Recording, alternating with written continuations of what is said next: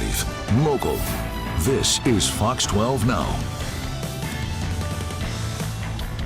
Hello, welcome to Fox 12 Now. Just pulling up a live shot right there of Mount Hood from a different angle from what we did earlier today. That's from downtown Portland from our Shriners camera, but obviously it is very nice out there, and I'm sure a lot of you are enjoying that and watching us. Thanks for joining us. We are live streaming here every weekday starting at 1 p.m. and going throughout the afternoon. We're on Facebook, we're on YouTube, we're on our website and our app, so lots of places to find the show and also watch these segments after the air. This next one is a very interesting one to intro. I'm going to give you this basic part of it. We're going to go into the details here in just a second, but about 40 years ago, a group of theater students at U of O created a rock musical. That's the name right there that you're seeing on your screen.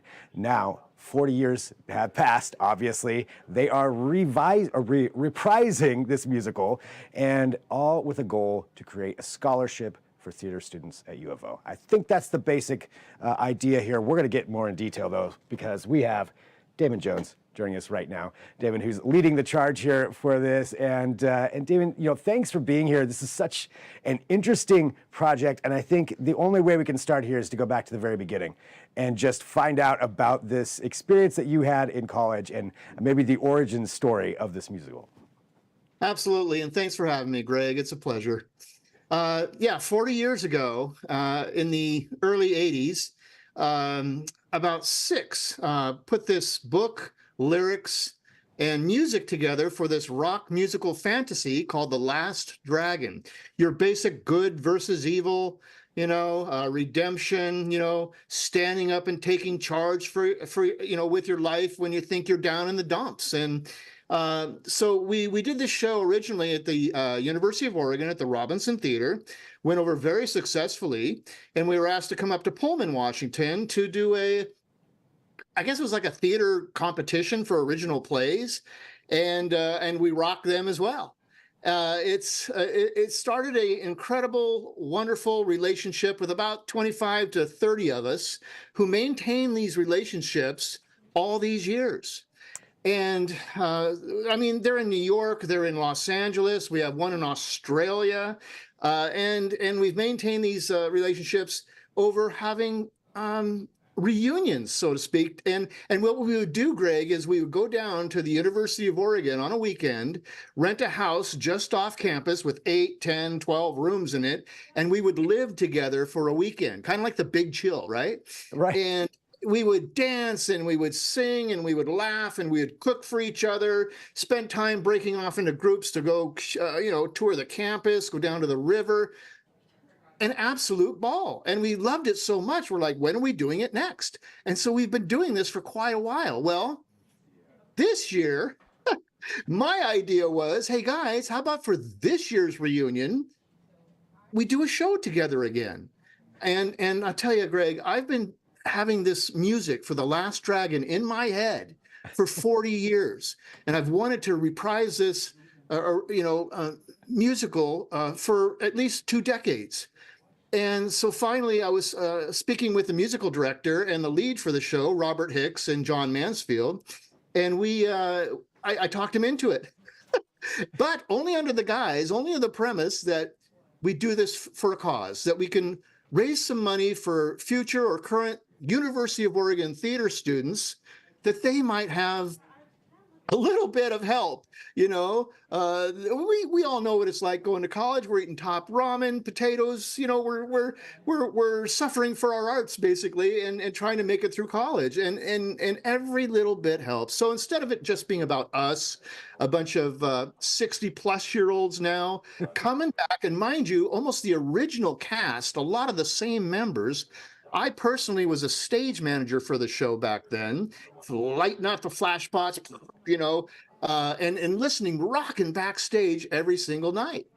And it's just a pleasure of mine to be able to convince these guys to do it in the first place. They're flying in. We've been rehearsing over Zoom. They're flying in the week in August, and we're going to put this thing, put all the puzzle pieces together. And we're going to rock this town for 3 nights at the Winningstad Theater. That's amazing. I mean, I have several questions for you, but starting with, Sure. is still getting together after all these years. You know, a lot of people, you have your friends in college, you go your separate ways. That's, you know, that's it. Maybe a couple of people you stay in contact with. You stayed in contact with this whole group. What was it about the theater program and maybe this musical as a whole that kept you all so tight for all these years? You know, that's a great question, Greg. I think it's love. You know, I think we just appreciated one another so much. We supported each other so much. We all grew into families and different places and different occupations, many still of which involve the entertainment industry. And just the bonding and the support that we give to each other and the appreciation that we have to each other. You know, we're a dysfunctional family at times, but who isn't, right? But you really know what kind of relationship you have when you can go get over some rough spots. But, you know, those were so minimal. We just look so forward every 2-3 years or so in getting back together and sharing that love. And here's some pictures, I believe, from back in the day, from 40 years ago of The Last Dragon. And yeah, with the amazing cameras that we had. Yeah, exactly. We didn't have cell phones back then or nice cameras or video so much. But there's the centaur, there's the griffin and the dodo bird and the unicorn. There's a dodo. There's some elaborate costumes. Yeah, in fact, the costumes were a big part of the show. It's a rock opera, so Yeah. it was rock and roll. It was costumes. It was lighting. You know, rock and roll lighting. There's Modrith, the evil sorceress, with her panthers. There's the Panthers, and it's it's themes and words and back from the 80s. So if you're expecting, you know, some 2004 kind of speak, you know, we're doing the exact same show we did back then, and we're not changing a word. And we're so excited to be able to do this. It was one of the greatest shows I've ever been involved in. I mean, in that 40 years too that you've, you know, since then, and so many different things that you've accomplished and that you've done, and still coming back to that and having that feeling, you know, do you still have that same feeling that you had when you started? Well, we'll find out. We you know, when we get together finally, this rehearsing on Zoom thing, it's okay, but it's not being together. It's not being on stage night after night after night together, you know, seeing the things that we need to fix or do or talk about. It's kind of in pieces. And so we're really looking forward to getting that puzzle together. It's been a challenge. I kid you not. I'm the producer of the show, as well as the dragon by default. Our original dragon had passed away, and then the dragon we had to play the role just a few weeks ago had some illnesses that he just can't do the show. I was the understudy, you know, step up, sixth man, you know, and now here I find myself producing the show and playing a large part of it. And you know what? I couldn't be happier, Greg. I couldn't be happier. I love that you have the love for it and that all of you do for this. And along those lines, you know, this is a scholarship that's going to be there to help out theater students at U of O. So what kind of experience would you like them to have, and what can you help with them going forward? Well, it's funny you ask that, because my goal, part of what I wanted with this experience was to get some University of Oregon current or future theater students involved in our show. And so it's been one of those things, you know, we needed some dancers, maybe a few people backstage, somebody to help with lights, or just somebody that wants to get involved that, who knows, might be the first recipients of our scholarships. I don't know. I can't say. But we finally landed a few. We got a wonderful person, Marion, who's going to come in from the U of O and help us out backstage. We have a dancer who has approached us as well from the U of O. So that we wanted that connection. I've reached the U of O Alumni Association, and it looks like they're going to get involved in this, so at least in telling the thousands of the paddling of ducks out there about our cause. And we want to give back. It's not about us. We want these students to be able to concentrate on their studies, to focus on the arts, and to do it as best they can without having to worry about, you know, having to take on 2 jobs or, you know, struggle through, you know, the process. And, you know, it took me 9 years to pay off my loans. after U of O. I don't want that, for anybody we can help. Any 1, 2, 5, 10, anybody. How important is it for a theater student at U of O to be able to concentrate on their art and not have to worry about some of these financial issues? Oh, let me tell you, we've got school all day, and then we go into rehearsals at night, and then we're performing on the weekend. There is not a lot of time for work. There's not a lot of time. I myself worked as a dishwasher in a restaurant, along with a daycare center at the facility at the University of Oregon. I was changing diapers and taking kids out to feed the ducks and ducks feeding ducks. Having the amount of time you need to put into that rehearsal process, to memorize your lines, to sew costumes, to paint sets and build sets, it's a lot of work. And anytime you don't have to be at a regular job in order to support your way through college, it's going to help. Please. Well, and absolutely. And for everybody out there too, who wants to help, who wants to go see the performance and everything, let's give them all the details as far as when, where, how, all of that. Absolutely. We have a GoFundMe right now. I don't know if you have that available or not. There's a link for the. We'll have a link for that.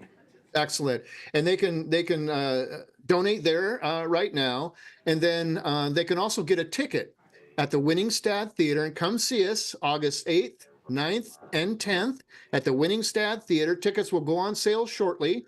I just signed the contract, and I'm so excited. It's such a lovely venue. Is modeled after the Shakespeare's Globe Theater, for goodness sakes. It's part of the Portland 5 downtown, and they can get tickets soon. I will have something on my website soon at actorsinaction.com as well. They can look at the Facebook Damon Jones and keep up with us as well there. And eventually, I think we may just have a direct, deposit, donate into this a general arts fund or a theater arts fund at the University of Oregon itself. We're currently trying to just work as much as we can with the U of O and get some students some help. And my final question for you, once this is done and you're able to help out some students, what's that feeling going to be like for you to be able to do that, to provide that to somebody else, to a younger theater student? It's going to mean a lot, Greg. There's things that happen in your life you can't help sometimes. And sometimes if you can just stand up and take control of your life and do your best and make something happen for somebody else, your whole life's going to be worth it. And that's what I'm trying to do right now. That's why I started this whole thing.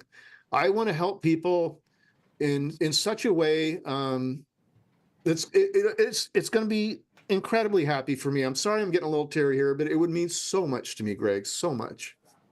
David, I mean, it's clear how much you care and how much this means to you. And I think for all of you, for 40 years to be there, obviously that speaks to the program, that speaks to the friendship that you have, and continuing that on for somebody else to maybe have their next 40 years, experiencing that's amazing. Well, Damon, thank you very much for being here on Fox 12 Now. Congratulations on the reprisal of this.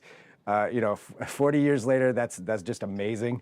And, man, congratulations. That's awesome. Thank you, Greg. And us 60-year-olds, we still got it. We're going to rock that place. Good. Absolutely. I can't wait to see it. For everybody watching too, this is Fox 12 Now, so thanks for joining us. We're going to take a quick break. We'll be back at 2 p.m. We've got Jeff Forger on who's going to join us to talk about some weather trends. So switching gears here in just a little bit, but I thank everybody for being a part of this show. We'll talk to you soon. I'm Greg Nibbler. This is Fox 12 Now.